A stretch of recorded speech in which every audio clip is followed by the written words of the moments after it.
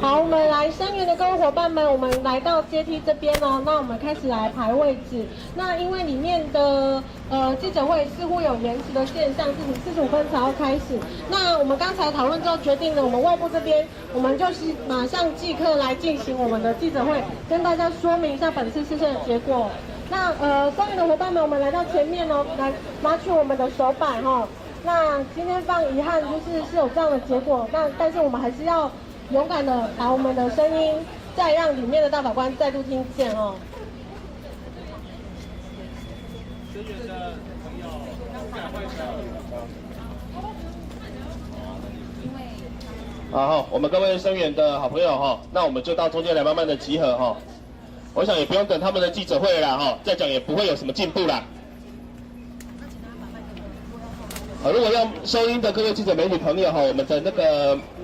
扩音器在我们的舞台方向的这个右手边哈，你们看的右手边哈，先集中一下。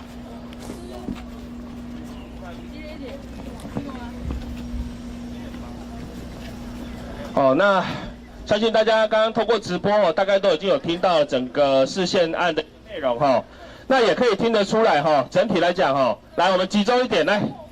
我来指挥了哈，谢谢你提醒。然后来，我们大家往中间靠拢一下好不好？集中一下，往中间，大家那个我们中间这个拱门，我们再往你的右手边移动个5步好不好？来，你看。大家过来一点好不好？往左手边，往你的右手边移动个5步，可以吧？右手边移动，大家来。哦，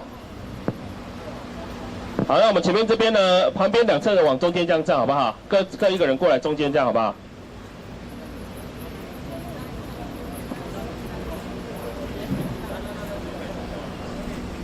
好 ，OK 了哈。好，那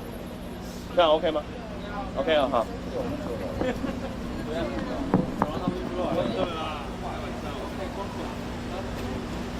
有啦，解释文只有前面的一张啊。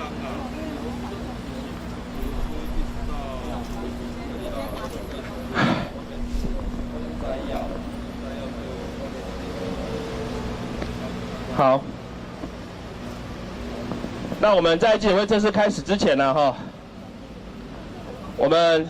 先来呼个口号哈，猎人无罪，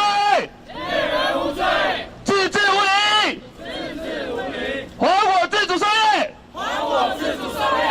猎枪要除罪，猎人要回家，好，我们各位尊重的部落族人，还有我们各位记者媒体朋友，以及我们到场声援的各位朋友，大家好哈。我是本次这个释宪案的代理人谢文宇律师，也是今天的主持人哦。就在刚刚我们的4至5803号解释已经出炉了哦。那很遗憾哦，这个结果其实超乎我们的预期，真的太多了哦。那我这边先简单跟大家解释一下大法官大概讲了些什么哈。首先，大概第一个比较好的地方是，他正式肯认了原住民族狩猎文化权这件事情是受到宪法所保障，但是话锋一转，这时候他就说，我们也要衡平野生动物的保育，这是很重要的。好，于是，在后面，在枪炮弹药管制条例的部分，在这个部分，他说，自制猎枪是没有问题的，也就是说，空气枪违宪，原住民也没有权利去使用一把精良的、安全的、现代化的自制猎枪。原住民没有这个权利，这就是大法官解释的意思。再来，他说，自制猎枪呢，确实它在的构造上面的定义上有一些问题，有些太落后了，不能只限于前膛枪，也不能限于准后膛枪。那它的传统的这个发射的这些填充物也太过落后，所以这个部分违宪。好，但是它还是没有开放自制猎枪。言下之意就是要怎么样？原住民你要精进你的技术啊，你猎枪要做好一点呐。以后呢后膛枪你也可以做啦，大概是这个意思。那在野生动物保育的部分，这让我们真的非常的惊讶。我们族人用了多少人的性命，用多少人的自由，好不容易一直冲撞到最高法院承认原住民族可以狩猎这个保育类的野生动物。但是我们今天大法官居然宣告说，不能打保育类野生动物，除非它的数量明显的族群数量明显的过多，否则不能狩猎保育类野生动物。这是个很明显的一个落后，完全不符合现在原住民族的一个情状，也完全不了解部落的生活。我真的很希望做出这些决定的那2/3的大法官，请你们去山上看看，你要不要去看看山上的情况是什么样子？再来想想看，你今天做出这个决定到底是对是错？好，那当然除了保育之外，也之前的管制，他也认为是有必要的，所以也不违宪。但大概违宪的地方有2个地方，也就是说，在我们非定期，就是突发性，或是因为我们生活所需的狩猎，本来要求5日内要申请，那么他认为这个程序跟期限违反了比例原则，不能兼顾原住民族的文化，这是一点违宪。另外一点，也就是我们一直讲的，一直事前叫我们要去说我们会打到什么种类的野生动物，然后我们的数量多少，大法官认为这个地方是违宪的。简单跟大家说明今天大法官解释的一个内容。那么接下来我们将依据请我们依照我们今天采通的顺序来做发言最后我们会请台东在同步跟我们收看直播的这个王光禄以及潘志祥大哥这边来跟我们讲一下他们的感言那我们首先先请我们的本次释宪的律师团的律师代表我们的许正式许律师，也是我们花莲工会的理事长，我们请许律师来发表。在场的各位媒体记者朋友，大家辛苦了。今天我们听到这个释宪的结果，我们其实有诸多的遗憾呐，但是我们在遗憾之余，我们先肯认一个大法官的立论的点，就是说，大法官在这个头号的在这个有关于原住民重大权益的一个头号解释里面，他阐述了一个很重要的观念，就是任何人有在他的土地上依照他的传统文化生活的权利。这个权利是宪法所保障的，也就是说，原住民要用他原住民的传统文化在台湾这块土地上生活，其实这个是我们宪法所保障的基本人权。所以在这个立论之下，那原住民的传统文化里面有一个狩猎文化，这个狩猎文化是这个狩猎文化是我们原住民赖以为生、传承技艺或者家族维系等等的一些传统价值。那在本案的一个系属案件，也就是王光禄他持有猎枪去进行狩猎，非营利自用。刚刚听到孟宇律师讲的，就是说这个部分，我们今天这个案件最大的救援点就是说，到底这支猎枪是不是违宪？这个作为一个最重要的救援点，在本案里面是失败的。大法官认为说，立法机关以自制猎枪作为除罪化的范围，兼横到有些社会治安的一些疑虑，所以这是立法形成的自由。如果要让原住民的除罪化范围扩大，这不是司法能够解释的，这是立法机关要去把这个自制猎枪去修法，否则的话，在本案里面，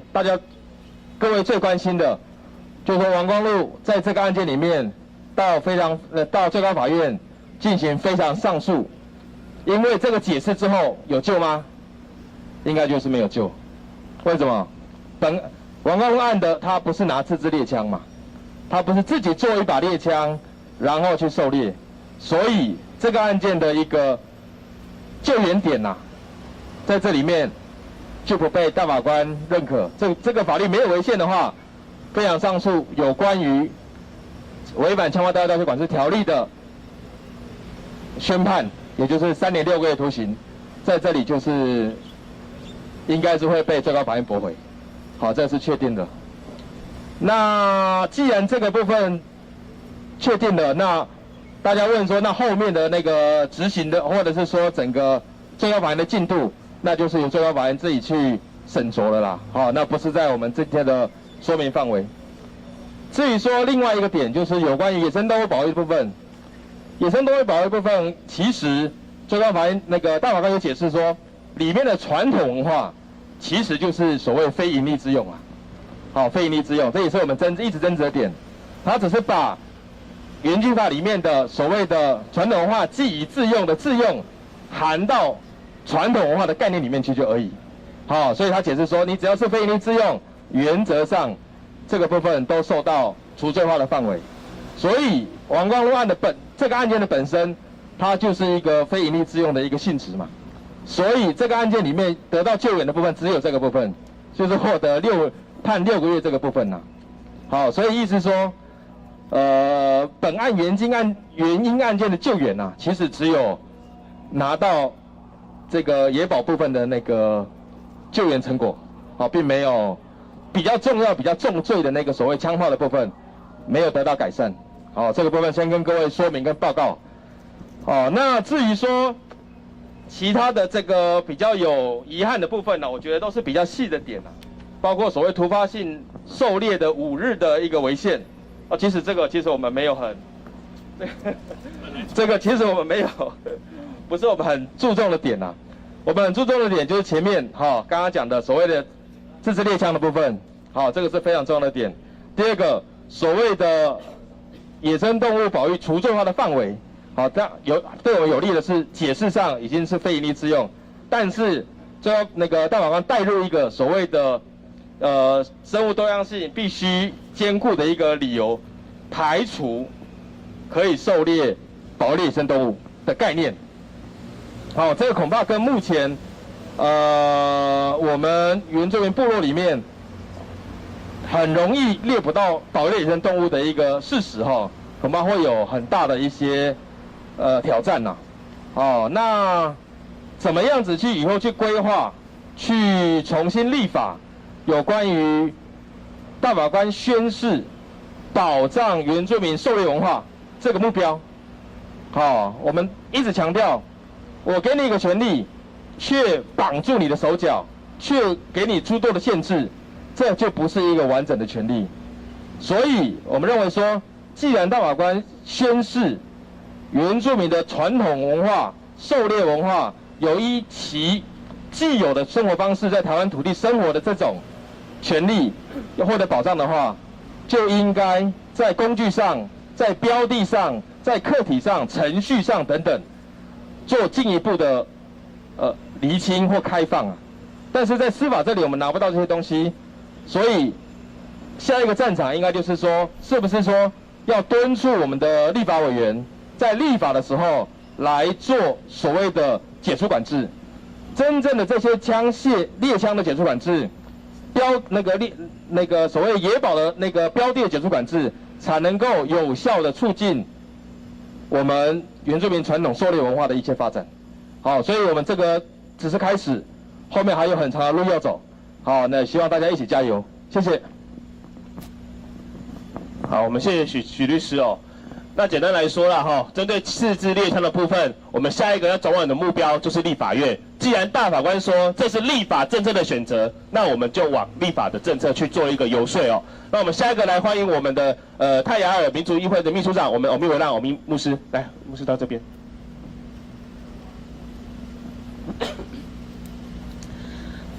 我全程参与聆听大法官的解释说明。我的感受是，在这个所谓民主化、政党也轮替的这个时刻，我仍然还是感觉到，这个国家、这个政府，仍然是从过去移民殖民在这个国家的那种心态跟认知。想一想过去走过的路，当你中华民国政府来台湾，你就翻转我们的语言，你用国语推行委员会。当我们持聘自由在我们大地上面来垦殖或是狩猎，你却用国家的权利把我们的传统土地列入国有化。当我们的各族群的制度，无论海洋民主、狩猎民主，你却用中央、省、县市、乡镇、村、邻里选举出来的这些现代的大头目，取代所有我们的制度。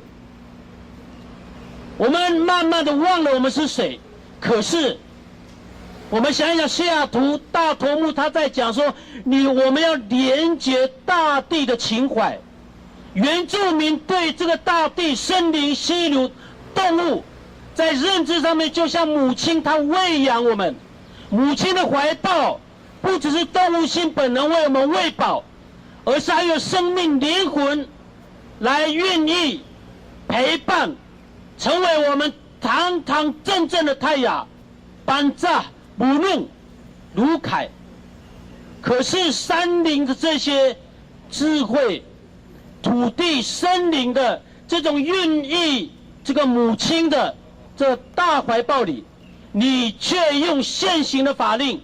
把我们最后的狩猎权，也是自我认同、自我在边根界里面依稀想到那个未来的自治的边根界，你却用国家的粗暴的暴力。所以我说，你现在仍然是用所谓的民主、文明的法令，粗暴野蛮的法令，一一的把我们拆解。我们所剩什么？今天除了王光禄、达摩大陆的案子，活生生、血淋淋，他达摩大陆门触犯你们所设的现代的法律的陷阱，我们不屑。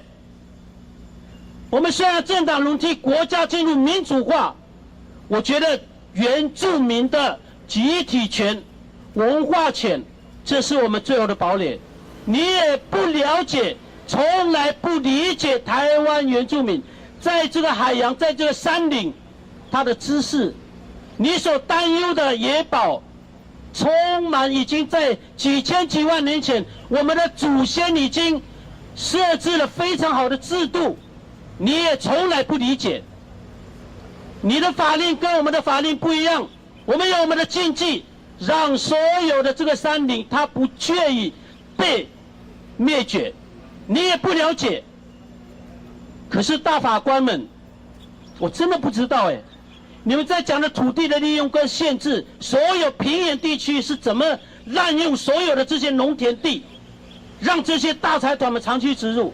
大法官们，你们在护大财团们，你们是这么活灵活现用这些法令？我认为非常可耻，我也不屑。你要见过一个正常化核心台湾的一个真正是个几千几万年，要重现它的原貌，重现台湾母亲的美丽的容颜，必须要回到原住民的文化的底蕴。可是你也不曾了解，你就用那一套从中国带来的这些不三不四的法令来套用我们，你以为多高雅多高贵，完全错误。台湾这个土地母亲会发出声音的，所以今天的这个事件案，我觉得只是一场闹剧，给哭喊的孩子丢几颗糖果。你觉得这些猎枪有多少原住民是拿猎枪，它是一个造成了社会治安的？你表列出来、量化出来没有？我觉得今天所有这些还是带着一种殖民的统治的一个心态来看原住民，我觉得这可悲，因为你不曾了解我们共同的母亲台湾土地的温度。我们在这个土地之上，你要让我们大家活在真正的像台湾有尊严、打样真正的人。实践真正的人，不弄真正的人，你必须要去学习，先从我们的文化脉络。所以这个我们在讲的这个狩猎权，我们集体文化权，我觉得这是第一堂课，而且是非常重要。台湾进入民主化，让台湾建立一个正常的一个社会秩序，这是第一堂课，也是我们最重要的一个管用试纸来测试你，不管任何政党来轮替执政都一样。所以我认为今天的这个视线有没有说明，有没有视线，我觉得还是回到原点，我们继续加油，继续努力。好，谢谢我们苗牧师哦。那可以听到我们苗牧师哦，一个真的很沉痛的一个心情啊哈。我们也要知道，刚刚大法官自己也说，狩猎文化是涉及到的族群他下一代的一个传承。那我也想知道说，当你说不能打保育的野生动物，可是我想问问看大法官，你上山你看到猎物的那一刹那，他会不会举牌告诉你我是不是保育类？你有没有狩猎的经验？你这样子叫我们的族人如何去传承他们的文化？接下来我们请我们的原清镇的这个代表哈，我们的简宁佑来，你又来下一个。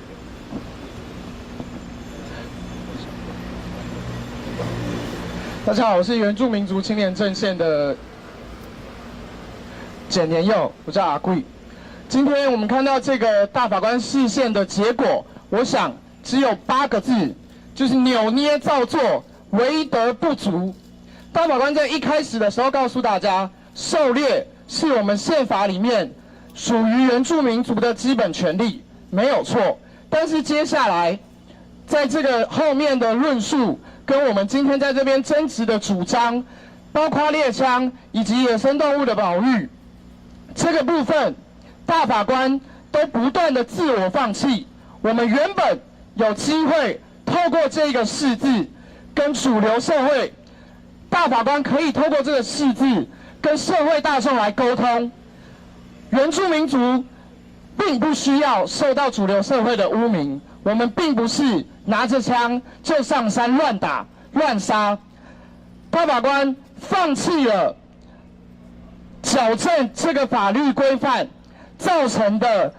文化传承的断裂，大法官也放弃告诉社会大众，原住民族狩猎的活动、原住民族狩猎的传统文化跟生态保育不是相冲突的。这3件事情，大法官全部自我放弃了。我们今天一再的听到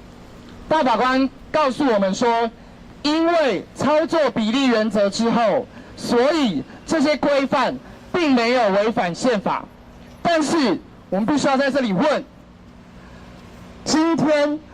大法官告诉我们，原住民族的权利跟生态保育要各退一步的时候，有没有想过，台湾的原住民族不管是认同也好，传统文化的传承也好，都已经站在悬崖下，到底还可以退去哪里？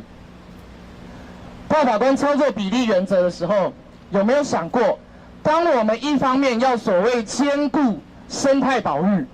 另外一方面，原住民族猎人的自由、族人的生命，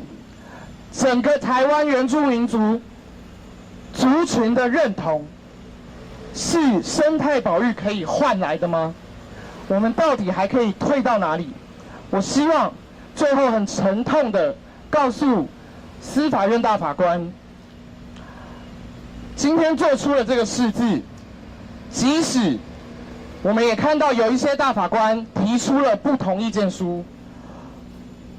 但是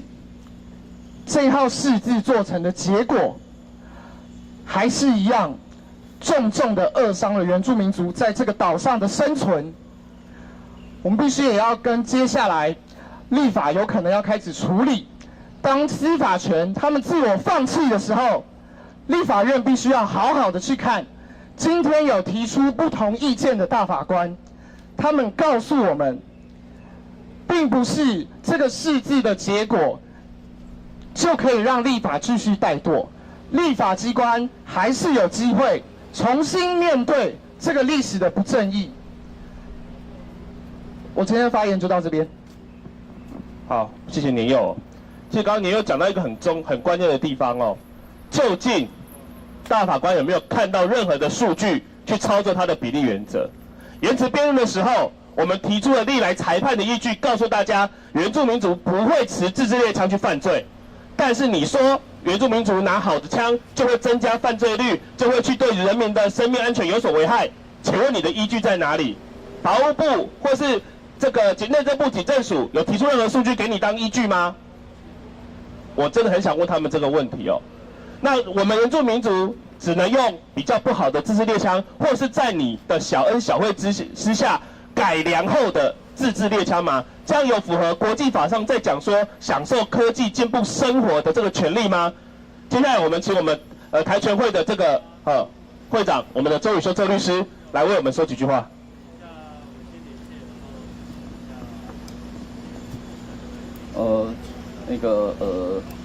各位这个声援的伙伴、各位律师团朋友，然后还有这个在座的各位的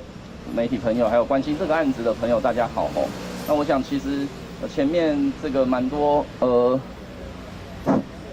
我觉得蛮多这个对这解释失望的这个说法，其实大家前面你听很多了，我也很诚实的讲，其实对这个案子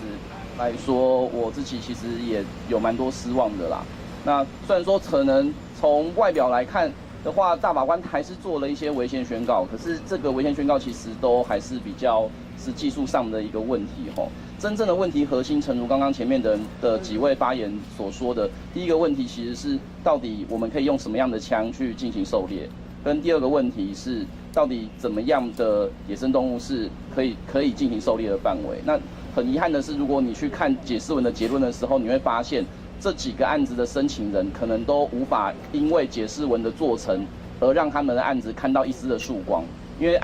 为大法官说的是，原则上还是要限于自制猎枪，那就不能够包含其他类型制式的，甚至是桃园地院的法官申请这种杀伤力甚至相较之下可能不是很高的空气枪都不在范围里面。也就是说，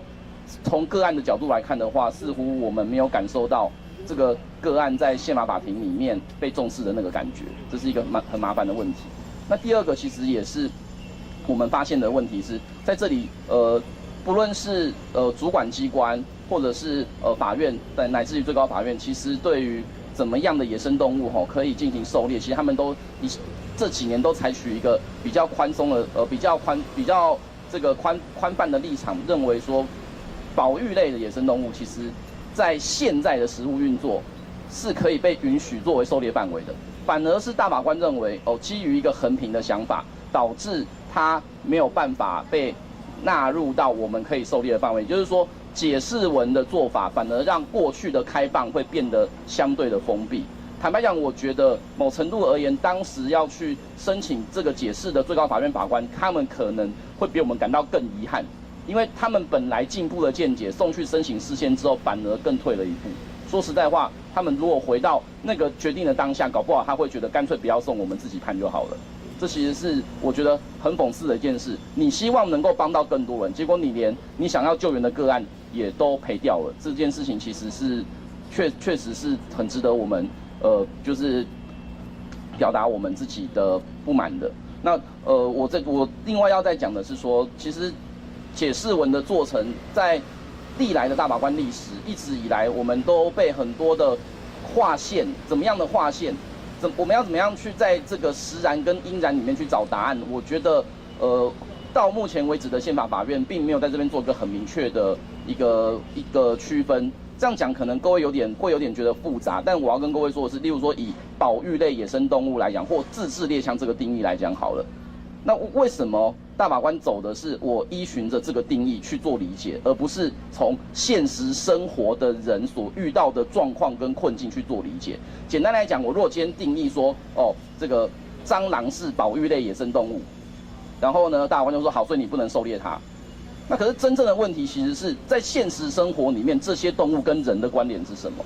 而不是只是单纯的用法条的操作说，所以我依照法律的逻辑得到某些结论。在这个时候，其实大法官更该看的东西是在现实的生活里面，究竟人跟自然、人跟其他人、人与人之间、人跟族群之间的互动是什么？我们要找的那个因然，其实不是法律所规范的那个因然，而是整个社会在运作之下得到的那个东西，才能够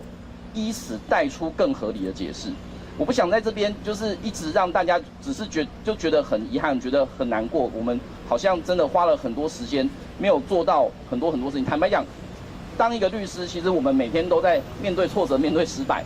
那我想跟各位说的是，很多时候我们都会带着遗憾跟难过，但是还是要往前继续走。如果大家去看台湾的人权运动，透过释宪方式去争取权利，其实也不是都是以释宪的成功作为据点。例如说，我们在290号解释，当时的刘霞说他想要用身心障碍的资格选立委，大法官也说合宪啊。可是过了不到1年，立法院就马上修法了，说当然身心障碍者是可以去选立委、选市议员、选市长的。那反过来讲，解释文的成功是不是就代表说我们一定可以拿到些什么？我们看看748号解释，你就知道说，就算解释文做了一个对我们有利的见解，后面要怎么捍卫，其实我们要花很多时间去做。所以我必须要呼吁的是，今天在这边做的决定不会是一个终点。今天要做的事情跟刚刚各位讲的一样，我们其实必须要往其他的方向去走，包含了国会的游说，包含了跟很多的讨论。我们当然认为这个政府在原住民的权利上面，常常都只有口惠不实的一个状况而已。可是我们要说的是，我们相信权力也不是从天上这样子掉下来，我们其实是用手去接住那个天上掉下来的权力，再来把它种到土里面，然后呢，去让它发芽生根，乃至于能够影响在更多人。那以上是我的发言，谢谢大家。好，谢谢宇修。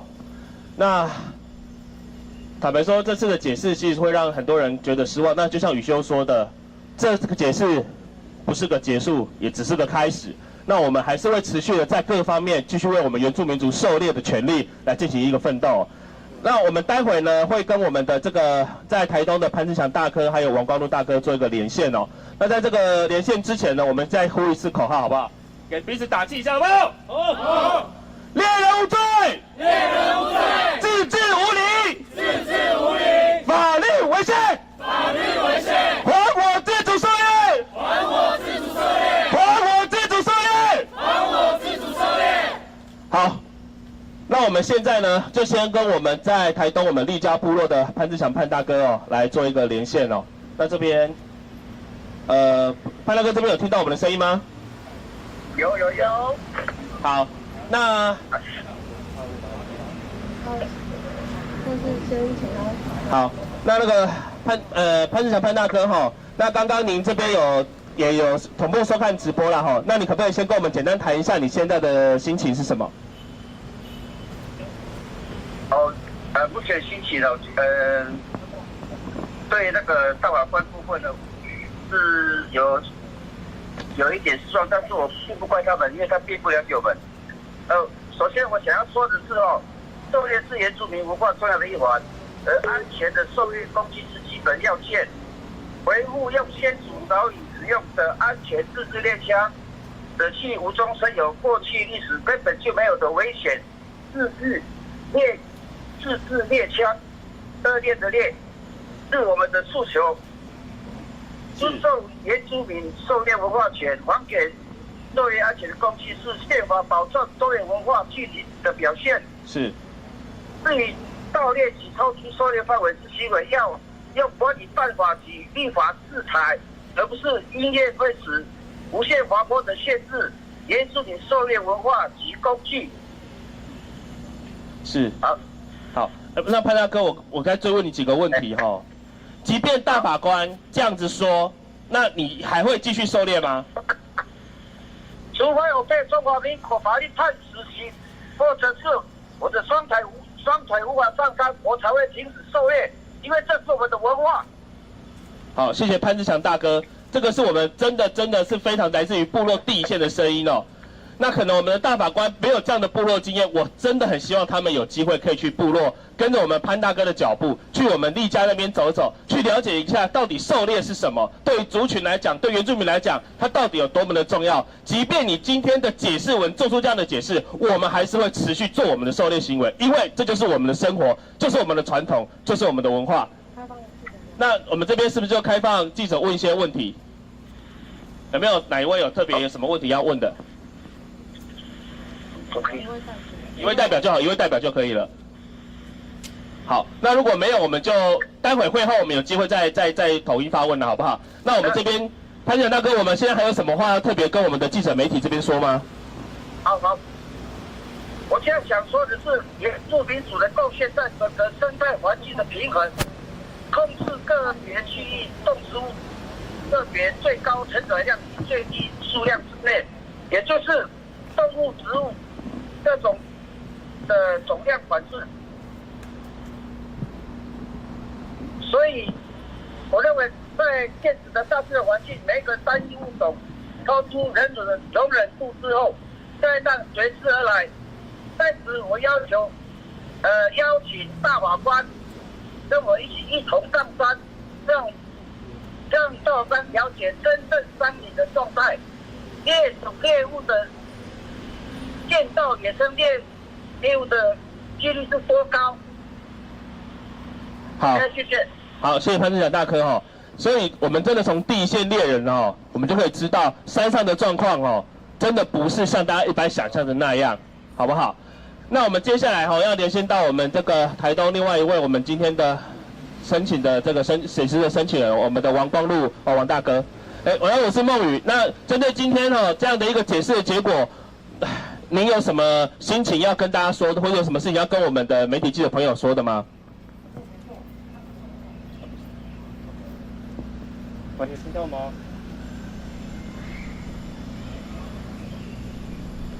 喂，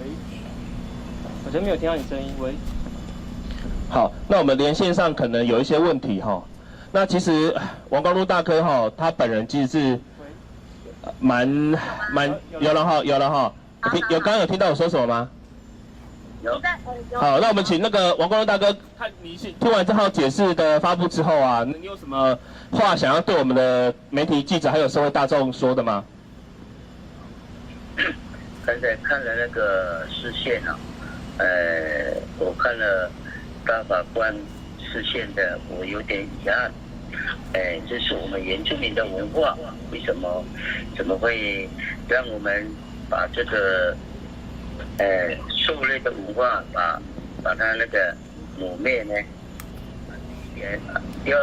第一点，我们现在这个时代应该就是要用好的枪，为什么还在继续在用那个通的那个枪呢？那个根本就不保险，再加上危险，而且很容易枪支走火。那我们现在目标就是要朝这个安全的猎枪，就是这样的。好，那王光荣大哥哈，还有第二点，好，请说。第二点，我们狩猎动物。我们几百年到现在，在猎捕也没有讲说，现在什么动物都不见了。现在怎么会变成说我们猎捕的话，猎物都不见了？那个要让一些动物的还有那个专家来研究一下。好，是。谢谢王光荣大哥哦。好，那即便今天的解释结果是这样了哈，那同样的问题我也想再一次请教王光荣大哥哈。那刚刚潘志强大哥说，即便今天的大法官做出这样的解释，他还在他死掉之前，他还是会继续狩猎。那我想请问一下王光荣大哥，这样的解释虽然对原住民人来讲非常不利，那你之后还是会继续你的狩猎行为吗？愿意啊，是的，还是会继续的。好，我们谢谢王光荣大哥哈。那我们今天这个解释，我相信大家听到真的是让人家非常的扼腕呐哈。我们也必须要说的就是，在延迟辩论的时候，相信大家都看到了，林务局做出的研究报告已经告诉你，原住民狩猎不会对保育类野生动物造成危害。我们的鉴定人唯一的鉴定在当中唯一的野生动物保育的专家裴家琪教授也跟你说，原住民狩猎反而有助于野生动物数量的调节与生存。我不晓得这15位大法官当中有谁是学习这个领域的，可以取代这些专家学者的判断，然后说不要猎保育类，因为你们狩猎会影响。即便专家，即便我们的行政机关都说不影响了，我真的不知道为什么会得出这样的一个结论哦。好，那原本我以为今天应该是我们原住民权利的一个里程碑，那我们的国家终于可以试着跟我们原住民一起和解共进，能够了解我们原住民族的明白。看来我们还有很长的一段路需要互相沟通、互相了解。那我们记者会就到这边先告一个段落。那我们之后还是要再呼一次口号给彼此打气一下来，我们一起来猎人无罪，猎人无罪，自治无理，自治无理，法律违宪，法律违宪，还我自主狩猎，还我自主狩猎，猎枪要除罪，猎枪要除罪，猎人要回家，猎人要回家。好，谢谢，非常谢谢各位记者媒体朋友那我们今天我们今天的记者会虽然到这边告一段落，但是我们为了原住民族一起奋斗的决心跟努力的行动，现在才正要开始。那后续我们有更多的行动，会再请各位媒体记者朋友来为我们采访，来为我们加油打气。好，谢谢各位，谢谢。